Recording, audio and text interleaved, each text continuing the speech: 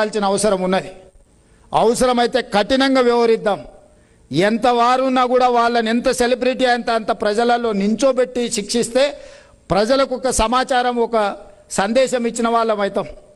సామాన్యులను 1000 మందిని మనము కేసులు కట్టి జైలుకు పంపించినా చర్చ రాదు. ఇట్లాంటి నేరాలకు పాల్పడుతున్న 2 ప్రముఖులను తీసుకెళ్లి జైలు వేస్తే ప్రజలందరికీ ఓహో ప్రభుత్వం కఠినంగా ఉన్నది, ఎవరిని వదలదు అనే ఒక సందేశాన్ని ఇచ్చిన వాళ్ళం అవుతాం.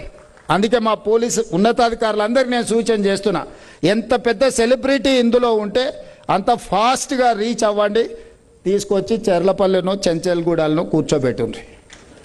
కేసుల మీద కేసు కట్టి లోపలనే ఉంచండి, 1 సంవత్సరం వరకు బయటకు వెళ్ళకుండా. అప్పుడు ఈ సమాజంలో ఒక బాధ్యత వస్తుంది, భయం వస్తుంది. బాధ్యతనే ఉండాలి, బాధ్యత లేనోని భయపెట్టైనా మీరు కంట్రోల్ చేయాలి. భయము బాధ్యత లేనప్పుడు విచ్చలవిడితనం వస్తుంది. ఈ విచ్చలవిడితనాన్ని ప్రభుత్వం సహించదు.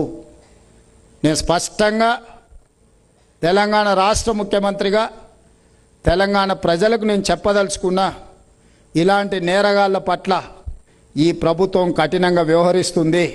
మీరెంత పెద్ద రాజకీయ కుటుంబమైనా, ఎంత పెద్ద వ్యాపారవేత్తల కుటుంబమైనా, ఎంత పెద్ద ఉన్నతాధికారులకు సంబంధించిన వాళ్ళైనా, I don't care anyone. I don't spare anyone. It is clear and loud.